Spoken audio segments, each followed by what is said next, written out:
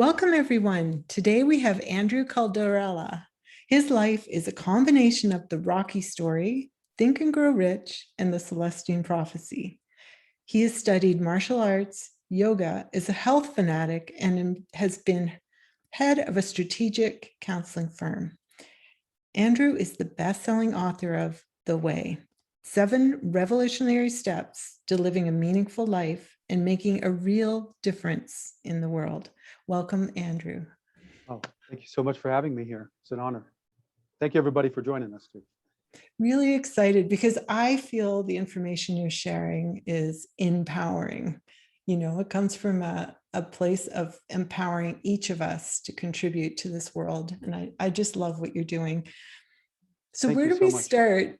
Your story of how you grew up and how you became so passionate about creating a way is incredible in itself. And I think, we all come through a fire in order to find that. So I thought maybe we'd just start with that story. Sure. Everybody seems to want to start there, and I appreciate that. I want to say this before I start it, that life is not a competition between us. So what I'm sharing with you is just my personal story. Everybody is unique, and our story is our story. So again, it's not to be compared. So I was born in Detroit, Michigan in 1966 to parents fighting for the civil rights movement. I was born with dyslexia, learning disabilities, and a lazy eye. The lazy eye meant I was seeing 2200 vision out of my good eye or out of my bad eye. So they ended up putting a patch over my good eye to make me strengthen my bad eye. Needless to say, I was bullied pretty much relentlessly in school, called stupid all the time, had a lot of horrific experiences there. But I did go on to graduate from elementary school. I even had teachers in elementary school tell me I should just drop out because I was too stupid to learn anything. Oh, wow. Yeah, but I did. I ended up going on to high school. I kind of came out of my shell in 11th grade. I ran for vice president. I won that. I was an athlete in school. I graduated, went on to college, got degrees in speech communication, theology, and philosophy. Was on the crew. That's a rowing team. I ran for office there, was a programming commissioner for a little while. And then I lived in Japan, started all sorts of companies and everything. But while all this was going on, I just wanted to say I was on this larger mission. And the larger mission was to find the answers to some of these problems. And it did start when I was a little kid. And I'm just now being able to start sharing everything with everybody. Sorry, didn't mean to interrupt you there. Yeah, well, that was my question, Oh, okay. How does, a kid in public school dig deep and figure, like, I know I went through a rough time in public school too. And what I did was go inside and read a lot of philosophy and try to figure out why this happens on this planet and what my purpose was, right? Sure. So what did you do? Well, I couldn't read back yeah. then. So I couldn't read, I couldn't spell, I couldn't do math, couldn't catch a ball. So my whole life kind of went inside. And remember Casper the Ghost? I always say this. Casper the Ghost, was this cartoon character that didn't have any friends. He was bullied and always wanted friends. And I was like that. I totally resonated with Casper. So I don't know, maybe that was my imaginary friend, or he was in my dreams all the time. And I used to I was very spiritual as a kid in a way. I kind of hung out with God and tried to find those answers inside. I guess I have to say this. This is the only way this kind of makes sense. When I was a little kid, I don't know, 4, 5, 6, I can't remember. I was surrounded by a bunch of bullies, and they were trying to drown me in this river. And I floated down, and I got up on the bank, and I escaped, and they were chasing me. And as a little kid, I seriously felt like I lost it. I mean, I was screaming, yelling, and crying, and just was losing it. I was kind of surrounded, and I was just trying to escape. And there was a moment there where I kind of separated from that kid and was my super peaceful, quiet self. And I was looking at myself saying, "You're going to be okay. Just keep going. Just don't stop running." And I guess ever since that moment, there has been this kind of connection with and again, people call it God, the one, the creator, whatever. It doesn't even matter, this greater divine. And I have been on this mission to understand what I was shown throughout my life, a lot of other spiritual experiences and whatnot, but to be able to then share it. And when I went on this mission, I didn't know that, like, as a dyslexic, kid that can barely write, that I was going to be asked to write a book. I mean, it's kind of like I asked. It took me 30 years, to get here. I was wondered why you would pick somebody like me, but anyway, so that's kind of the heart of the story, I guess. It starts out with why, why do all these bad things happen? And I had a meeting with God once, and God said that a lot of the badness in the world is caused by us. It's not God that's doing this to us. We're doing it to ourselves. And this is a training ground. This is a place for humanity to be tested. It's harder to do good than it is to do evil. It's harder to become the best person you can possibly be instead of just being what the world, programs you to be. That makes sense. Sorry, I went on there a little long. Yeah, to choose what's right when what's wrong is so easy, and Yeah. it comes with so many perks.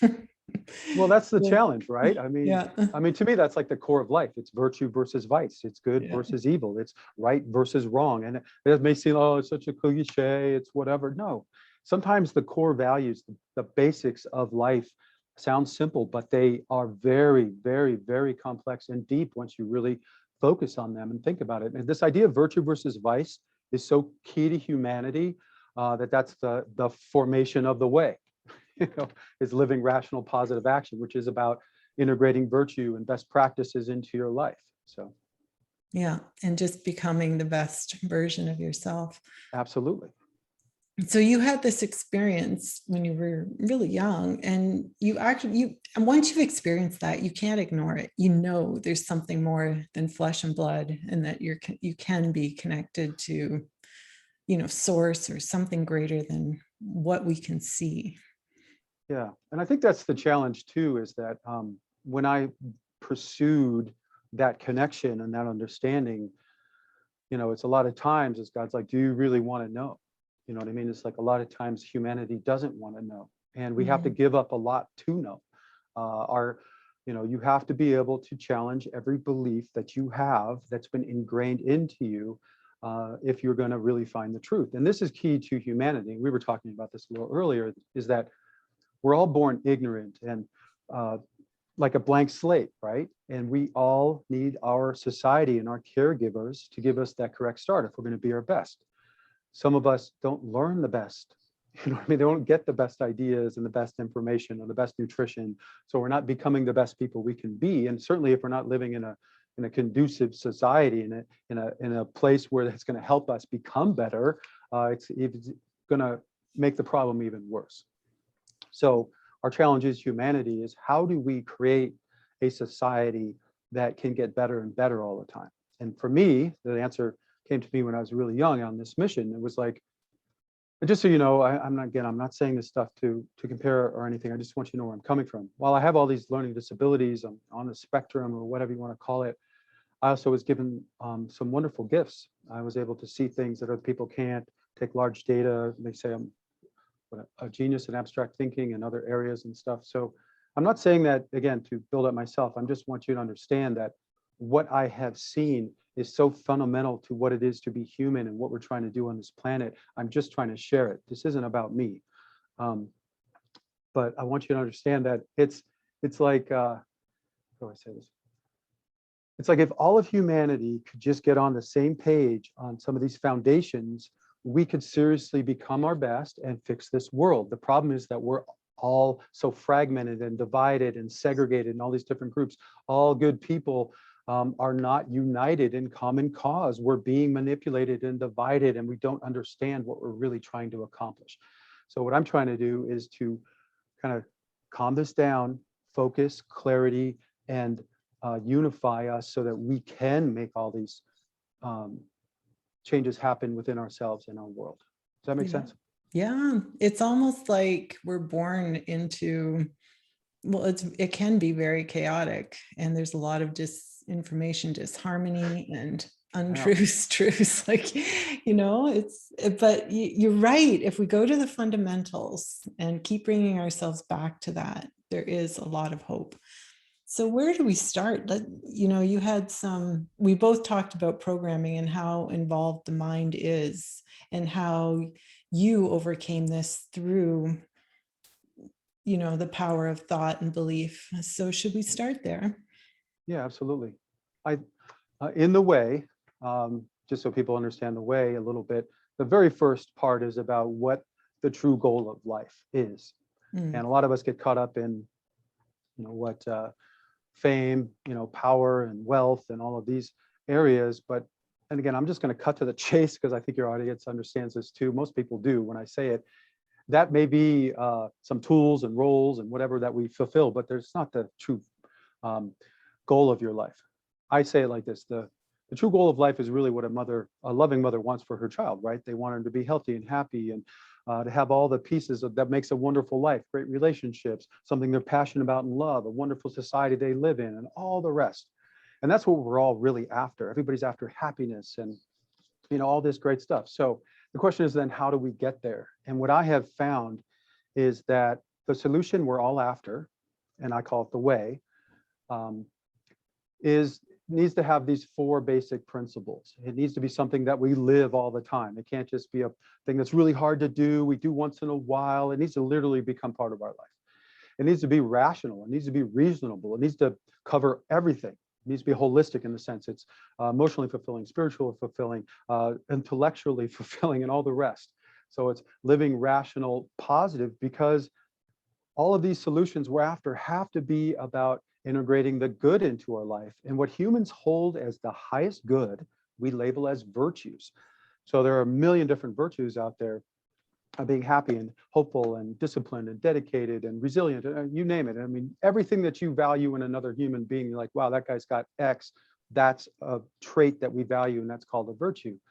So it's living rational, positive action, because to take a virtue, you need to make it real. And there might be a lot of different actions that you need to take to make it real. And what we call the best actions are called best practices. And over thousands of years, we have figured out in all these different genres the best practices that can work for all of us to help us in these different areas.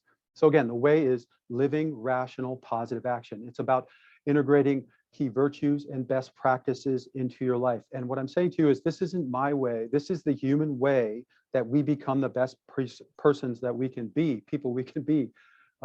If you look at every self-help book, every success book, you can almost just even look at the titles of the chapters and see the virtue they're going to discuss.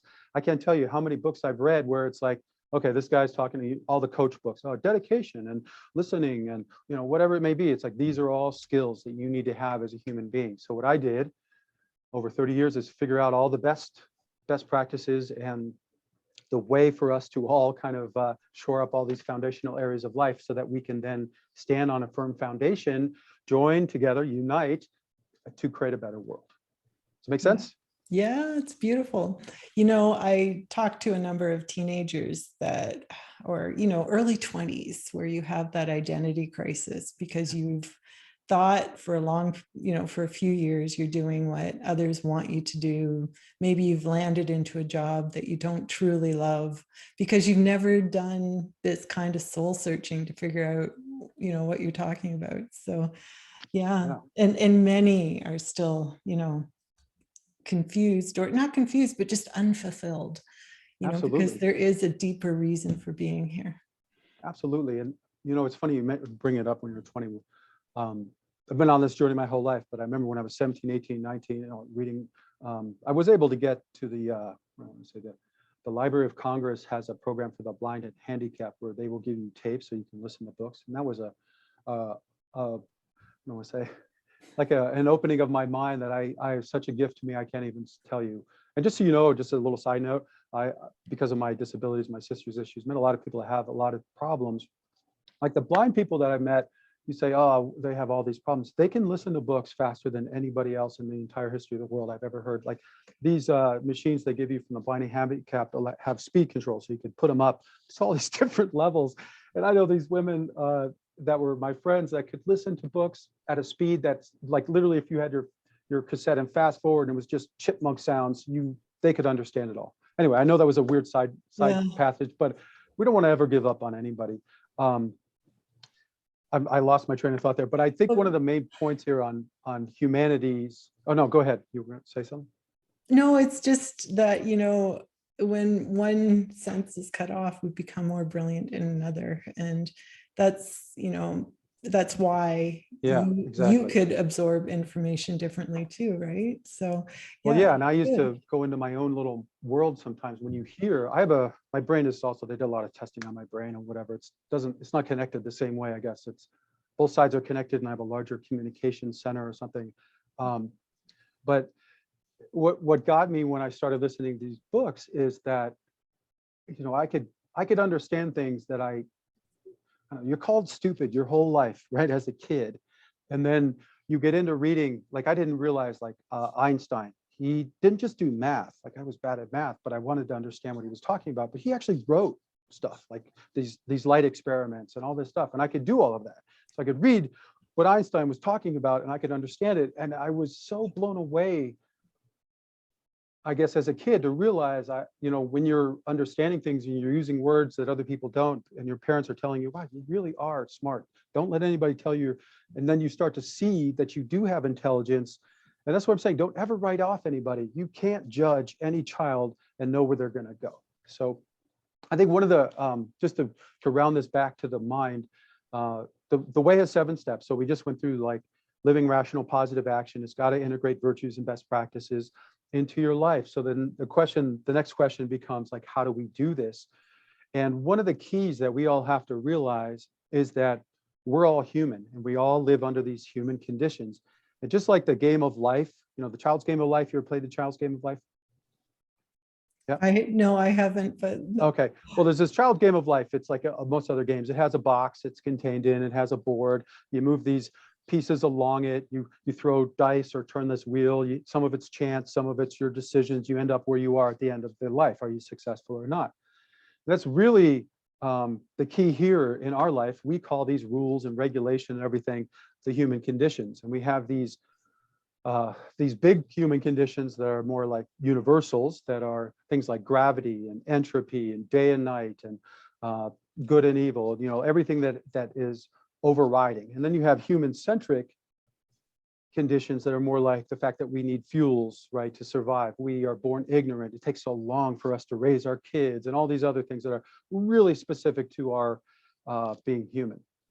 Now you add all these things up, and this is where you find the meaning of life and everything, because they really focus us in 3 ways of self-creation, self-control, and societal development, meaning you literally have to create your little self from a little baby all the way up to a being, full adult. And you have to make choices. So it's control. You can't just be crazy out there. You need to focus and make choices along the way. And we also need to create a better world and fix and maintain what is good in our world if we're going to live a really great life. We can't do everything ourselves.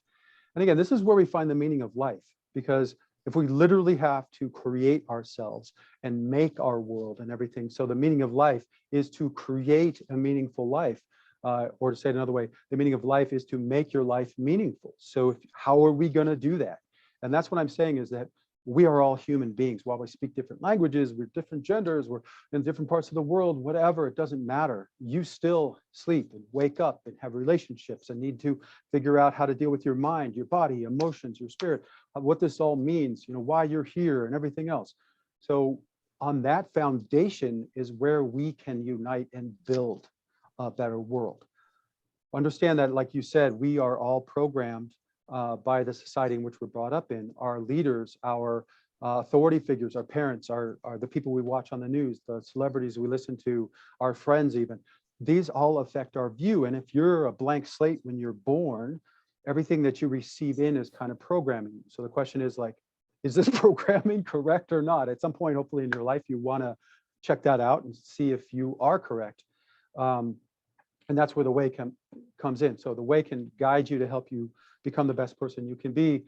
I always think about it like 2 or 3 generations down the road. Imagine a child that is born and raised by people that are teaching them the best practices and ingraining these key life habits as a child. They don't have to relearn anything. They don't have to learn how to communicate or eat properly or deal with their mind, body, emotions, and spirit and everything. They just do this as part of their upbringing. They will go so much farther in life than than we can.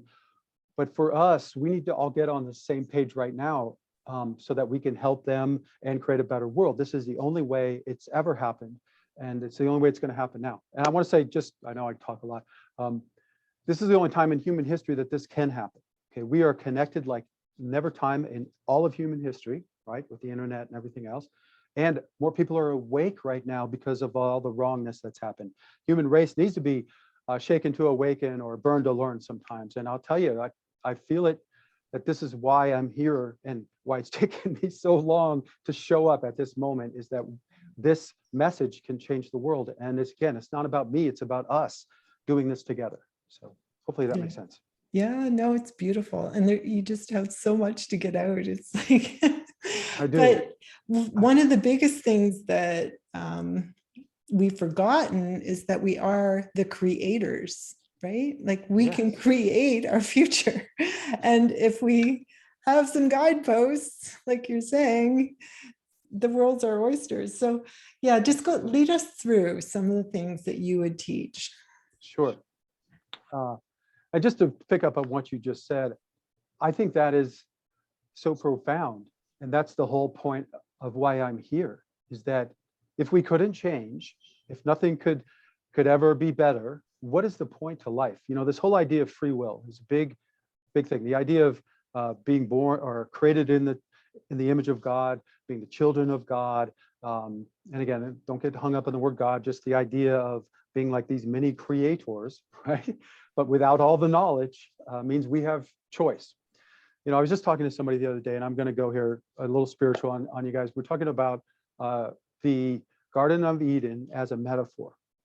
And what I said is I think that has been misunderstood throughout all of human history. We did not fail in that moment. Just as if anybody has kids out there, you want your kids, when they become teens or at some point, to rebel and try to assert themselves and gain knowledge, right, on their own. So the human race evolving to the point where we took the knowledge and wanted to go on our own path is the whole point of that. Is if we can succeed, we can fail. If we can, that's the only way you have free will. We're not puppets, right? God made us in God's image. So that means that we have collectively the potential to have all the knowledge that we could possibly want. If you look at the world, somebody's into everything. People are counting the hairs on ants and wanting to go to the stars, and you name it, somebody's into it.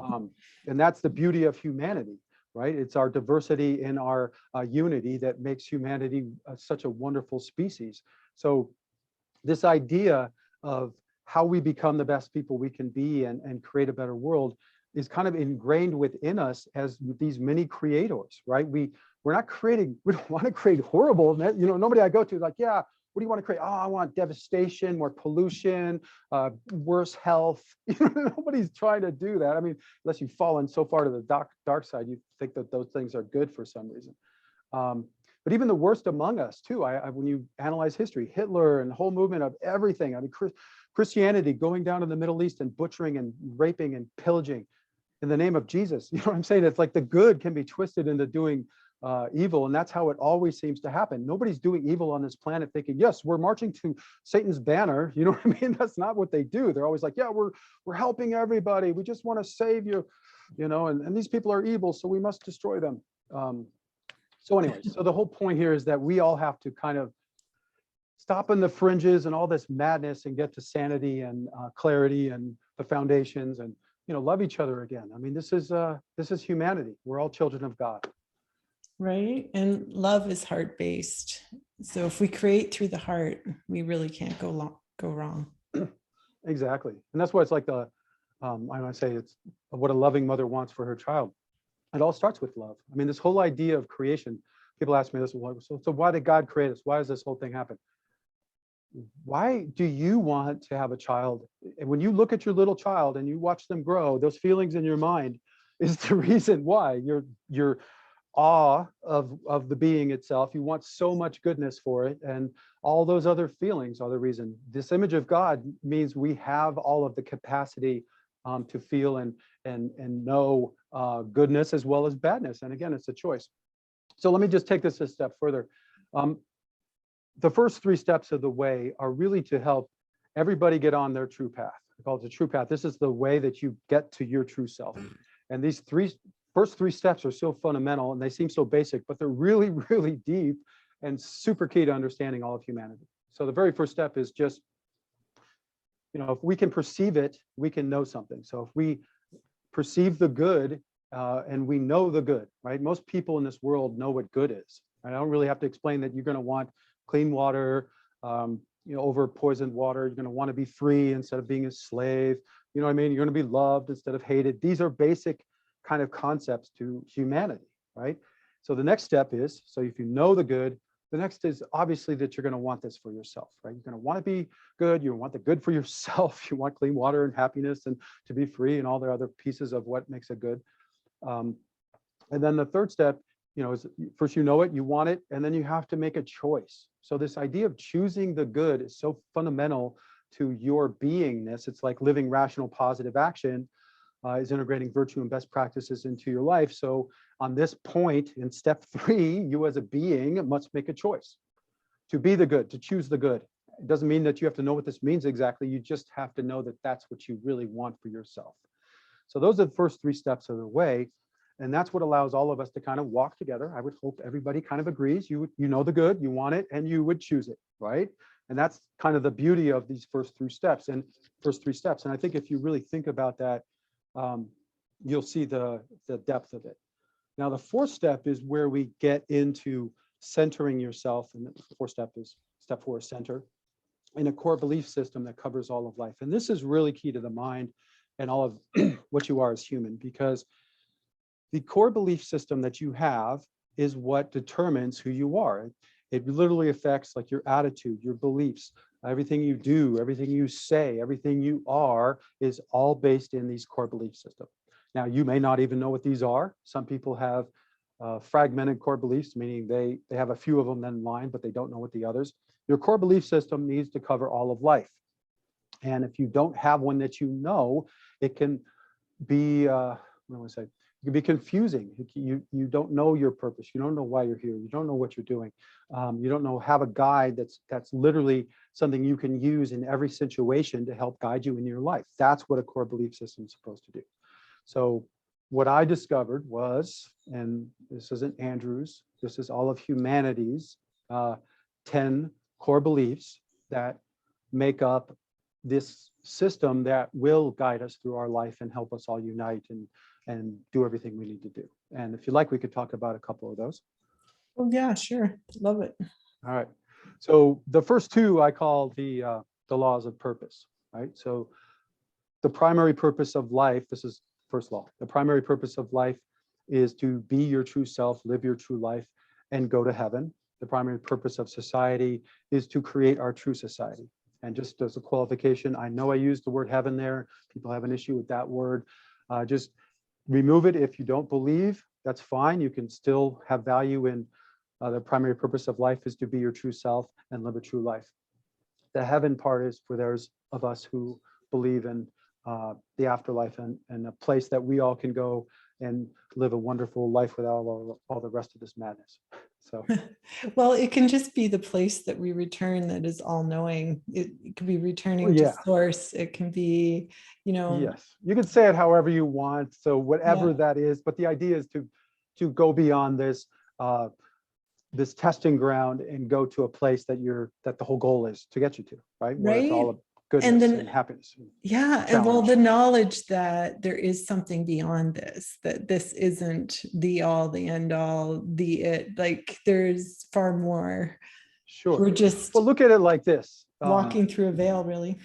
Exactly. I mean, but like I said, this is a training ground. If you're going to create a being, that's like if you have a great gem and you're, every piece you carve off of this gem is a human soul. This human soul grows into a spirit and is in the image and child of God and all of these things. You need to raise this being in a way that ingrains certain characteristics in them, because you're literally like we're being born ignorant and raw and all of this. We are as beings like that. So how do you take a raw being and make them into this wonderful creature that they can be? And again, humans are unique in that we can see and have to know all of everything. So good and evil, right and wrong, all of this has to be part of our world. And if you look at the human conditions, like I said, they push us so hard to create a better world, to figure out how to eat and become a better person and all these different aspects of life. So it's like God has put us here, the creator has put us here so that we can ingrain some of these key ways of being and go through these challenges so we can get on to these higher levels of existence that are a lot more fun and I would say like really stretching your abilities and allowing you to become the amazing creature that you can possibly be. So again, those are the two. And I think you can see that the idea of the primary purpose as a guide, as you becoming the best person you can be, living the best life you can possibly live, creating the best society and going to the ultimate place, these should be fairly obvious goals, like as the ultimate goals. Doesn't mean that you don't have other goals. It just means that these are the primary, and then all the other goals that you have will be enhanced by these, because if you're a better person, that means you're going to be a better mom. You're going to be able to make better decisions. You're going to be able to participate in society at a better level and all the rest that you need to do. Right? You know, there's many societies that, or there has been, like even the Tibetans, you know, the Tibetan Book of the Dead teaches you to be and to prepare for death. So you have choice when you die and you can choose, you know, what is, you know, in store next. And I think that's that should be a big part of our life, but it's so forgotten. Right? It is. I think we, you know, a lot of Western society, especially, you know, pushes death away like it's something to be feared. I think that creates a lot of anxiety. I've been having more conversations with elderly people so they can understand this whole idea. And I think one of the keys is to see yourself as a forever being. Okay, so from the moment you're created, you never stop existing. And if this life is just one of those, like you said, you're going to go to a different veil and into a different reality. Look at it like this. It's like your soul and your spirit are the blueprint of who you are. That can never be destroyed because it's imprinted on the universe, right? God created all. Let me say it like this. Before the beginning, there's God. In the beginning, there is the omniverse. Within the omniverse, there is our universe and all other universes and everything else. Just think of the omniverse as all that is of God, but is kind of separate from God, right? And this idea of who we are, we're energy. Literally, I mean, if you break us down, we're not even solid. We're like 98% free space. These are all just illusions in a way that we're seeing. We're literally traveling through space at 1,000,000 miles an hour on a planet, all energy beings here temporarily for some type of training. So if you view it like that, and you view that this progression of your life is to hopefully make you into the best person you can be if you take the challenge in the right way. So, and again, you can fail at this. You know, God is hardcore. God will literally rip your arm off to teach you a lesson. But if you don't learn that lesson and you take the dark road, you can be lost. But that's the beauty of it, you know, because we're not puppets. And that's, I think, the wonderful gift that we were given. Well, I think forgetting what you're talking about, or programming us to forget, makes us, when we are here, very fearful and wanting to take advantage so that we, you know, sometimes so that we have more and more and more, because we only live once, you know, that mindset, when in reality, it's very far from what we really are. Sure. So, I think that it may be true that you only have one shot at living in this world, obviously, as this person. So, and I think that those two can go hand in hand, because that's the whole kind of point here, is like, God gave you this one shot. Are you going to take it?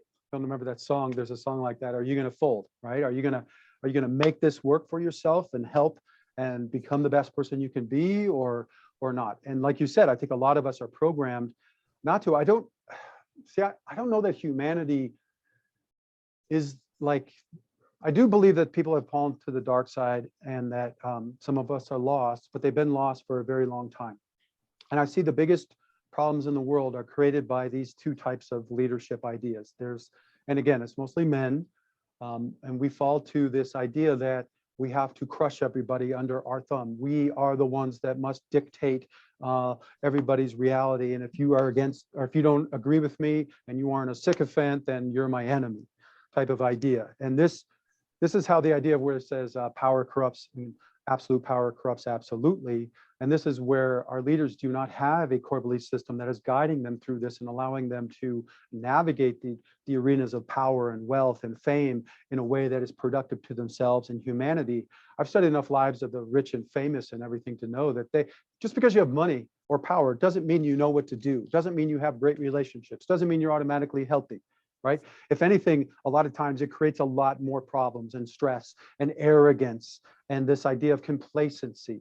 I mean, the biggest problems of the world are sometimes caused by the fact that our rich and powerful are so lazy and indolent and doing the wrong things instead of doing the right things. They think they're doing the right things, but they're not. And God bless Bill Gates, but going around and immunizing millions of people is wonderful for polio, but you do realize there are bigger problems in the world that are going to destroy us, like right now, that we could be fixing, like the water systems, the supply chains, the work, ending poverty and all the rest. And there are solutions to that. If anybody wants to get me to Bill Gates, I would love to speak with him because I do have those solutions. Right. That are meaningful and care about humanity. Okay, so perfect. Go on. All right, well, let's talk about the universal laws. These next three, we did the first two, which is the primary purpose of life, coming your best, living your true life, going to heaven, creating a better society. Now, the next universal laws, these three universal laws really cover all of life and would fix most of the problems in life if all of us embrace them. And they are: respect life, all people are equal, and treat people as you would want to be treated. Now, respecting life has to do with, and again, all of these are broken down in depth, in massive detail in the book. So don't just think that these just are left by themselves. You really need to understand what this really means. So the idea of respecting life has to do with our world care. This is literally our womb, our nest. We are dependent upon our world for everything, our clean air, our water. It'll do everything for us if we just nurture it correctly. It is an amazing, amazing gift, and we are treating it like it's garbage right now. And it's not most of humanity, it's very few. And again, we've come out of these legacy horrible systems we need to fix. Some people haven't inherited these systems and they're hard to change, but we as united people can change them. So respecting life. All people are equal. This is literally true from a scientific point of view as well as for the faithful, because for science, we are one human race. We share 99.9% of our DNA. This rest of this 0.01% of our DNA that makes up the different genders and your color of your skin and all these other little minor details. But for the faithful too, we know God created everybody and everything. So science and religion agree that we're one human family. So this is the idea of equality. And it doesn't mean that you have to like everybody or respect everybody's traditions and everything, because clearly some people you like more than others, and there are some traditions that are not good that we need to change. What this means is that we all need to be respected and treated equally under the law, and common courtesy and dignity and all the rest of the basics of what it is to treat people humanely, for God's sake. It doesn't matter who you are or what happened to you or anything. Those principles need to be lived, because if it's not okay for you and yours, then it's not okay for them and theirs, right? If you don't want to be treated horribly and with disrespect and all the rest, then you shouldn't be treating other people that way. It's that simple. And the idea of, again, treating people as you want to be treated is the golden rule. That idea shows up in every faith that we've ever had in a different form, in every time throughout all of human history. I mean, there was one guy, I can't remember, it was talking about the Bible. He was on, I don't know if it was in the Inquisition or something, but anyways, he was like, well, if you're godly, then you got to tell us what the Bible is or something. And he's like, well, it's to treat people as you would want to be treated, and everything else is just hyperbole or just commentary or something like that. And it's like, it's so true, because the whole idea of this world, again, if you treat people as you want to be treated, if you see people as equals, if you respect our world and treat it well, look at all the problems in the world. You're not going to have inequality, justice problems. You're not going to be destroying the planet. I mean, everything could be pretty much fixed by those three universal laws alone. Does that make sense? Yeah, and in fact, I think a lot of our problems stem from someone wanting to keep someone else small, right? So they can have control over others or things or situations. Yeah. And Well, not it's the men allow. mostly. I would say it's mostly men, and Yeah. the men fall into this arrogant trap. And being a woman, unless you saw a video of a bunch of men participating in discussions themselves where they didn't know you were there, I don't know that you could really understand it. And I've talked with other women that say they kind of do, they've been around this, but if there is something about men with men alone, no women seeing you, that can become this ultimate win-lose, zero-sum competition, it doesn't even matter what. If you don't have the right core belief system and the right way of being, and you're a man and a leader, you can fall victim to this arrogance and this competition problem. It just will happen. And we've seen it happen throughout all of human history. I can paint endless pictures of it. And it's I think one of the main challenges of humanity and of men especially, to overcome this. We are so much greater when we cooperate than when we compete against each other. Just look at teams in general. I mean, I forget the team competing against a team. If your team, inside your team, is all a bunch of arrogance, you're all competing against each other and you want that guy to fail because you want to be better, you're never going to win anything. You all got to work together. And I think the problem with men is that we are very tribalistic mentally. So if you put us in an us-them controversial situation, we're going to fight. It's just, we're going to back up, we're going to draw the line, and we're going to stand there. And if I have a team behind me, it's war. I mean, it's on the grid line. You know what I mean? We're going to go at it and see who's the best.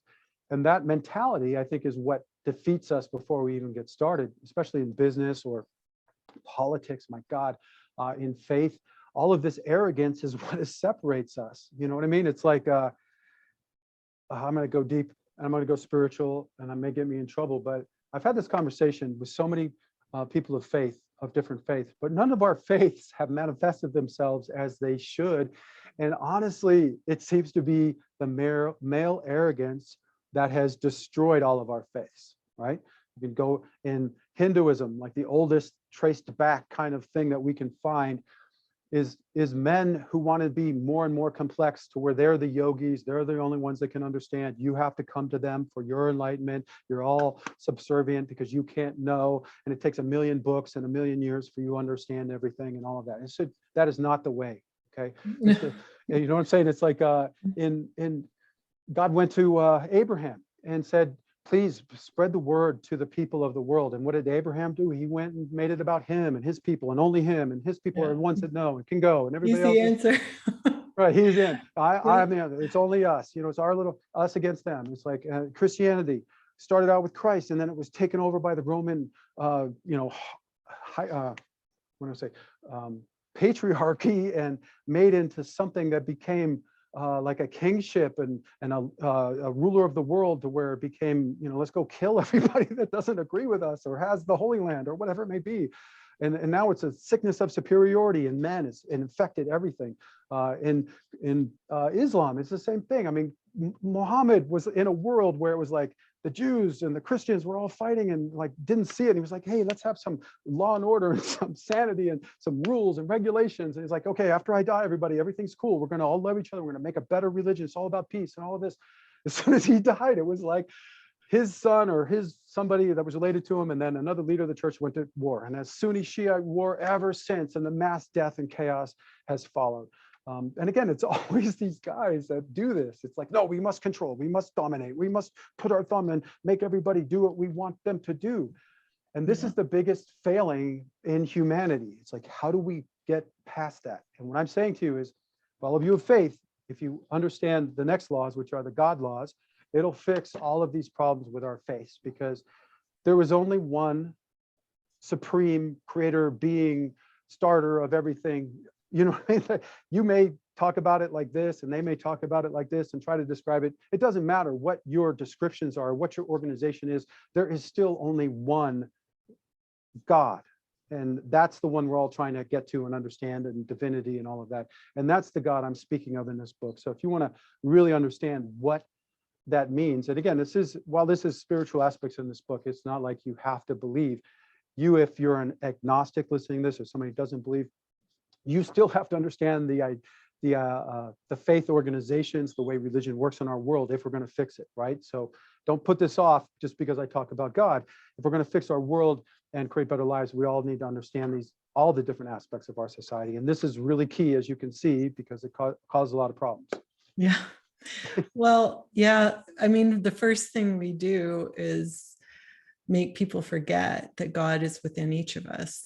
And then the second thing we do is as soon as someone has some answers, we make them into a God, right? We make them superior to us because they Yeah. know. And so it's like, it's It does. been It becomes a, happening yeah, over and over. Yeah. absolutely.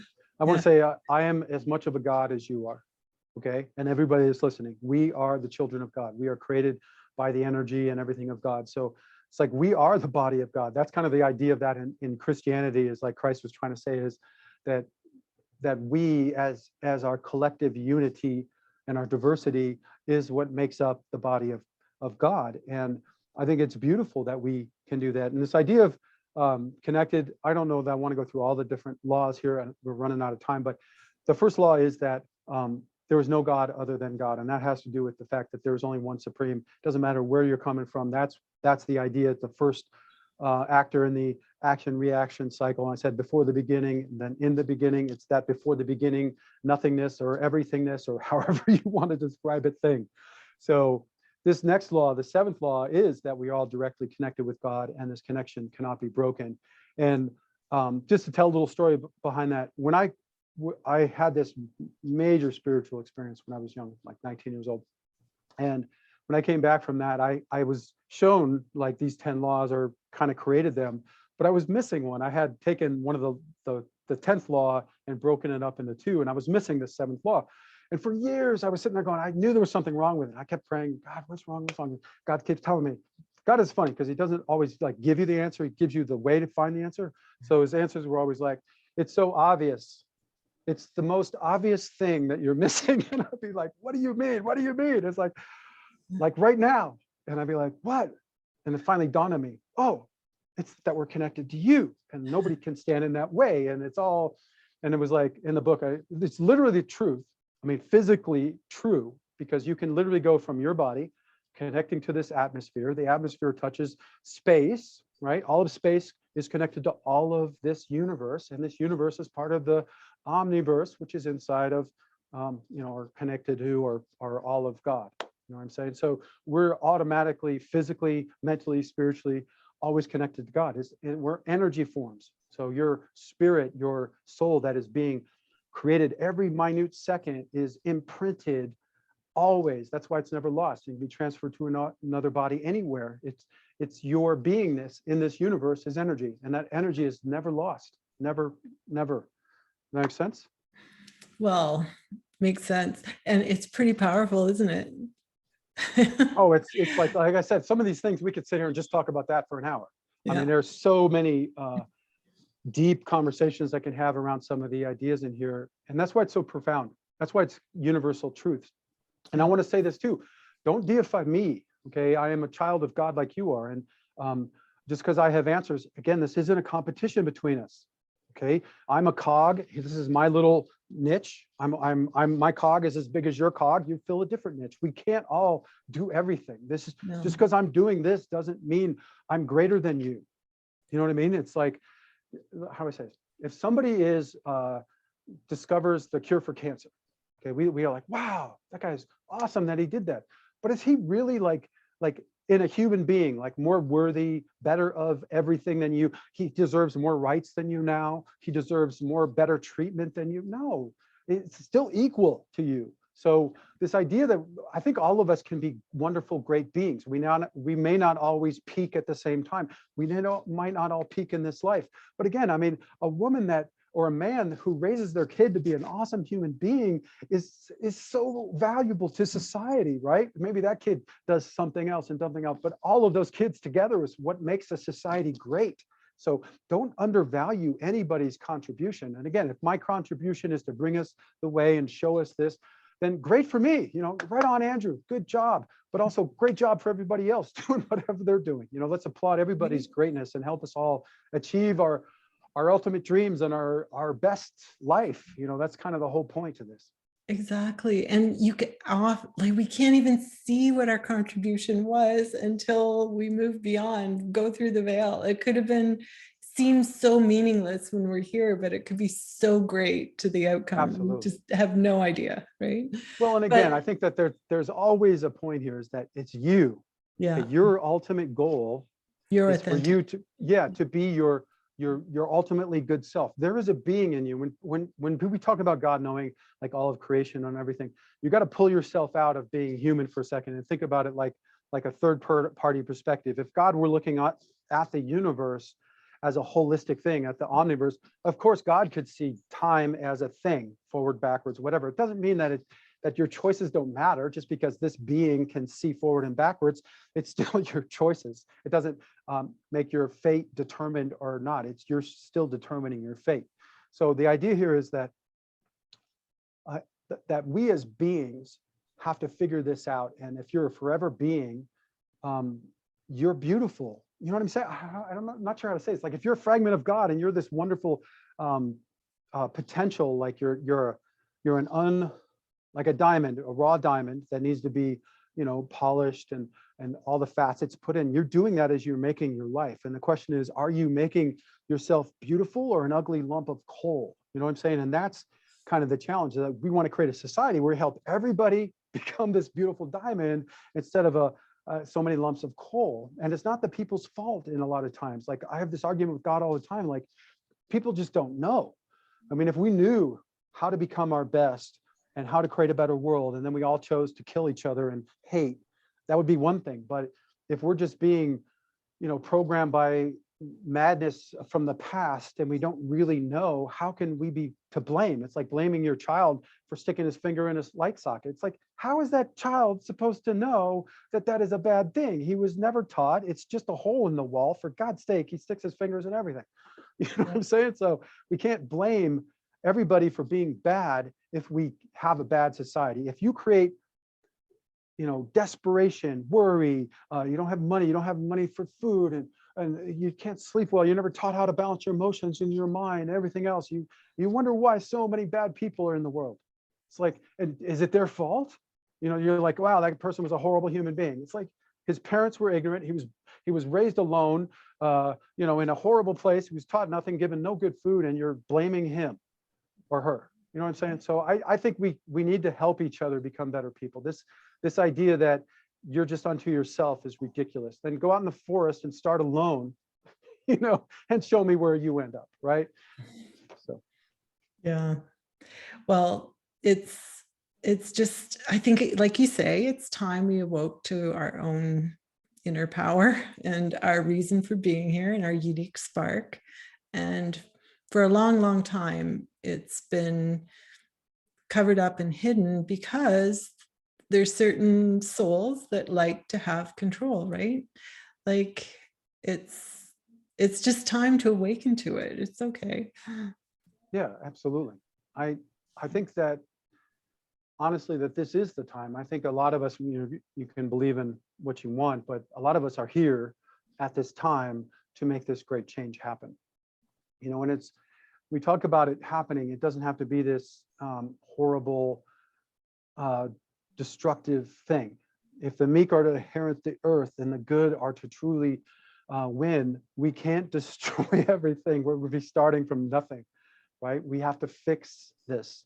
And we only can do it through love. And again, that's not a cliche, okay? Like, oh, it's pie in the sky, it's all love and whatever. There are literal steps. And if you look at the way, chapters or step 6 is all about uniting and how we do that with our local, friends and everything. But the latter step in there, a latter part of that step is all about how we deal with power, fame, wealth, government, and how we can fix all these systems to make them work for us.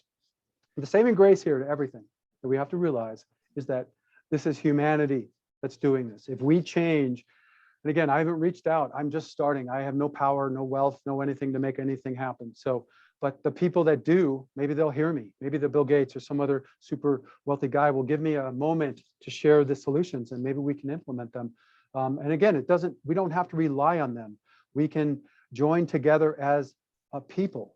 Think about it like this. There are over 1 billion people on Facebook doing God knows what.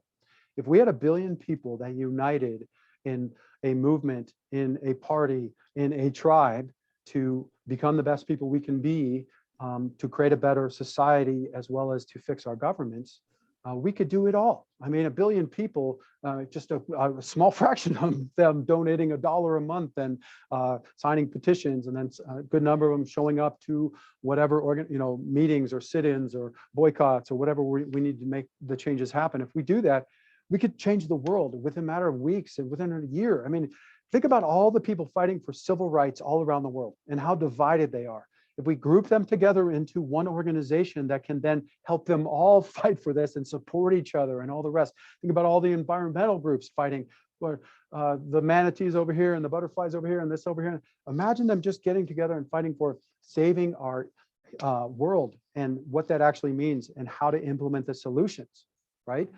So this is how we have power, is through unity. This is how we've started governments, destroyed governments, started everything. So the biggest way that we can do this is to unite. And I, along with the way, I know we're getting to the end, so I'm just jump in here, that I started the one tribe, the one movement, and one party. The one tribe is where we can all kind of join together, support each other, help learn all these best practices. And that's on Facebook starting. It's going to be everywhere, but go to Facebook. And then there's the one movement, which is joining all of these good people and organizations together to fight for equal rights for everybody's justice, fixing our world and all the rest of it through all of this power, joining it together. And then there's the one party, which is a new political party that's about implementing solutions regardless of politics, embracing all the virtues and not just like a couple of them. Oh, we're financially responsible, but we don't care about the environment. No, we're going to embrace all the virtues to make government work for the people everywhere. So those three groups, had to do them 3 separate ones, are how we're actually joining together. The way is more than just a word. It's a presence that needs to live in the world, and it's going to live through the tribe, which is the one tribe. Hope everybody joins us there. And then the action through the one movement and one party is how we're going to change the world. So that's the plan. Make sense? Yeah, and we'll put those links in the show notes so people can find them and join to what feels right. And I just wanted to add, and I want you to elaborate on this, but I think if we each become the reason that we came, we'd be surprised and delighted to learn that we all have these unique additions to the solution as a whole, right? And that's the excitement of it. And it gives me goosebumps for even saying it, but that's where we need to go, and to trust, and then it's all of us added together that makes the solution. Like, look, all I'm saying to you, everything is totally not going to make any difference in the world if nobody does anything with it, right? If nobody reads the book or lives the way or understands these principles and just dismisses me, oh, that guy's a guy, he's a man, we shouldn't listen to him. Patriarchy's bad. Oh, he's lighter skinned, he's kind of white, so we shouldn't listen to him. He's this, he's that. Don't dismiss this because of me, please, because I wish I could be all things to all people. I don't know. I need people to explain this. And I think that's the whole point of this. There's a point in the way where I talk about the art of life. And the art of life is you taking like the knowledge and making it yours. And then it's your wonderful expression. It's like, you see people dance. Everybody dances like when they're into their own thing a little differently. And it's like, that's the beauty of humanity. We are not the same, but we are the same. You know what I mean? It's like, when you go to a foreign country, you marvel in all the cool differences, but you also want to go eat. You need to go to the bathroom. You want to be able to understand where you go sleep and how to get around in transportation. I mean, all those are the same, but they're differently cool, if that makes sense. And that's where I think, this idea of prejudice and discrimination and hatred and all this division in our world right now is the challenge. Evil is real. Are we going to fall for it or not? It's a lie. Right? Yeah. If you know the truth, you can overcome evil. Darkness is overcome by light, like that. It's gone. It's second, in an instant. So we can create a world of wonderness and a beautifulness and everything else, or we can create a world of destructive horror, right? The choice is ours. And really, there's only a few leaders, maybe 100, 200 leaders in the world that are destroying everything for us. I mean, if you think about how many billion people there are, if we just join together, we could fix this. It's not that hard. Seriously. I just don't have the power or the numbers to do it yet. But when we do, seriously, it's not going to be that hard. It's so obvious that what needs to Well, be done. yeah, I love your analogy of playing on a team, and we've all felt that when each person knows when to pass the ball and, you're working together as this Yeah, beautiful colony and each adding their piece in the moment. But okay, so can you give, our listeners, so let's say we go, oh my gosh, this is wonderful. I want to explore who I am and why I came here. Who am I? The big question. What would you suggest we do to find that answer within ourselves and to find the contribution, the reason we came, who we sure. are? Sure. Well, I think, and again, I don't mean to be arrogant or make this sound arrogant, but to know the way is the first step. I spent my life trying to figuring out these answers and being shown these answers so that you could figure this out. It's like I literally have studied the wisest among us, all the philosophies out there and everything else, and found the golden threads and put them all together and weave them into this that will show you how you literally can become the best person you can be. And to just say it simply, I mean, you need knowledge. You need the right information if you're going to be the best person you can be. And what I've found, it all starts with these fundamentals. You're not going to be the best person you can be if you don't cover them all, right? If you don't cover your health, that can destroy you. You could spend your whole life trying to deal with some ailment that you caused because you didn't take care of yourself. If your relationships aren't good, if you're always getting divorced, your kids don't like you, all of this, a lot of trauma. If you don't know how to deal with your mind, your emotions, your body, I mean, or even society, everything can take you down. So that's why I would say start with the way, because it's a holistic solution that covers all these different areas of life. And join within the one party, right? We're going to be doing trainings on this. We're going to be supporting each other and really showing how this is a real worldly solution. And then the one party and one movement is how we can actually make the changes in the world that needs to happen so that everybody has a better opportunity to become the best people we can be. Because again, you can read the way and be living this, but if your government is, beating you and starving you and everything else, it's like, we need to help those people, right? A lot of people can't, because they're in slavery or they're in a really horrible place, they need help to get up. And we need to help the people stand. Yeah. If that makes sense. Yeah. So gathering the information, and the book is a brilliant way to do that. I mean, it connects all the dots, but then to absorb that information in your own unique way into your heart, and then ask, right? And stay silent and listen.